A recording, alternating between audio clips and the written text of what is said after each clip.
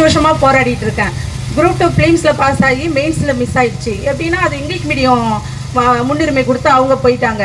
சரி இந்த டைமாவது குரூப் 4ல போயிடலான்ட்டு தான் நான் போய் ராப்பகலாக கண்ணு முடிச்சு படித்து போய் கொஸ்டின் பேப்பரை பார்த்த உடனேவே வெக்ஸ் ஆயிடுச்சு. அந்த தமிழை 1 ஹவரில் முடிக்கிறது 1.5 மணி நேரம் ஆயிடுச்சு தமிழை முடிக்கிறதுக்கு. அடுத்து ஜிஎஸ் அதுக்கு டைமே பத்தவே இல்லை, முடிக்கவே இல்லை. மேக்ஸ் எல்லாம் போட்டு பார்க்க நேரம் இல்லை, டைம். இப்போ கொஸ்டின் வந்து எல்லாமே கூட்டுற படித்து அதுலேயும் ஆப்ஷன் பாருங்கள்.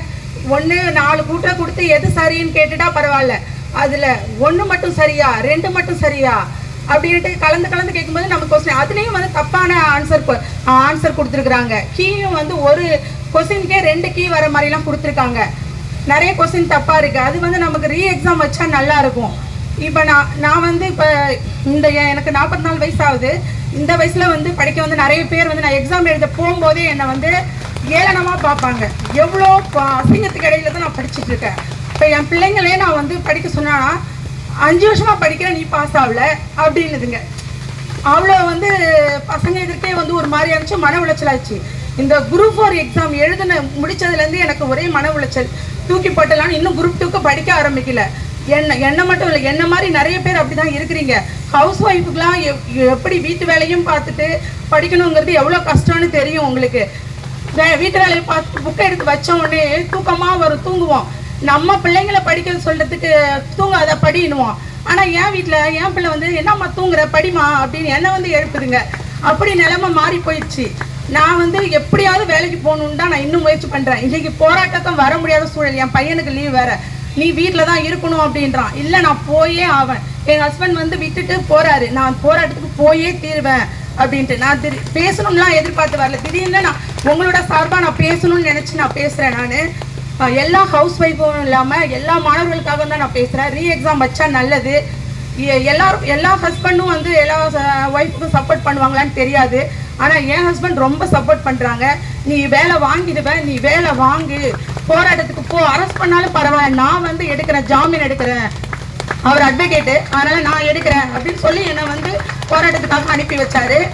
நான் எனக்காக இல்லைனாலும் அவருக்காக நான் வேலை வாங்கணுன்றதுக்கு தான் நான் போராடிட்டு இருக்கேன்.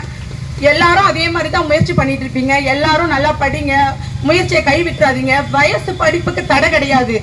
இன்னொரு தடவை வந்து எல்லாம் வந்து இந்த உடம்பை பார்த்துட்டு வயசை பார்த்துட்டு எல்லாம் ஏளனமாக பார்க்காதீங்க. எத்தனை இடத்துல நான் அவமானப்பட்டிருக்கேன்னு எனக்கு தெரியும். அந்த அவமானத்துக்கு இடையில தான் நான் போய் டெஸ்ட் பேட்ச் போட்டிருக்கேன், கிளாஸ் போயிருக்கேன், போய் படிச்சிருக்கேன். அங்கே தமிழில் 95 கொஸ்டின் போட்டுருவேன் நான். எல்லாம் அங்கே தமிழ் சாருங்களுக்கு எல்லாம் எந்த இது போனாலும் என்ன எல்லாருக்கும் தெரியுற மாதிரி ஆயிடும். எல்லாரும் தப்பு சொன்னால் நான் எடுத்து சொல்லுவேன். அந்த மாதிரி வருது. அதே மாதிரி நீங்கள் எல்லாரும் நல்லா படிங்க, கைவிட்டுறாதீங்க. முயற்சி செஞ்சால் முடியாது எதுவுமே கிடையாது. முயற்சி திருவினையாக்கும். எல்லாரும் நம்ம ஜெயிக்கிறோம். போராட்டத்தை கைவிடாதீங்க. நமக்கு வெற்றி கிடைக்கிற வரைக்கும் போராடுங்க.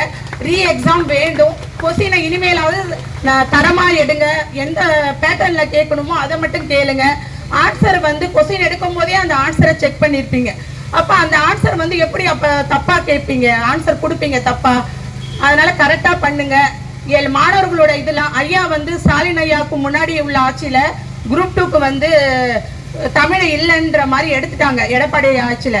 அப்போ வந்து போராட்டத்துக்கு போயிருந்தோம். நான் மட்டும்தான் போயிருந்தேன் லேடிஸு, மீதி எல்லாம் ஜென்ட்ஸ் வந்திருந்தாங்க. நந்தகுமார் ஐயாத்தில் கூட நாங்கள் போய் நேராக போய் சர்டிஃபிகேட் இது கொடுத்துட்டு இருந்தோம், லெட்டர் கொடுத்துட்டு வந்தோம். இப்போ அதே மாதிரி இந்த ஸ்டாலின் ஐயா ஆட்சி வந்தால் திருப்பி தமிழ் வச்சாங்க.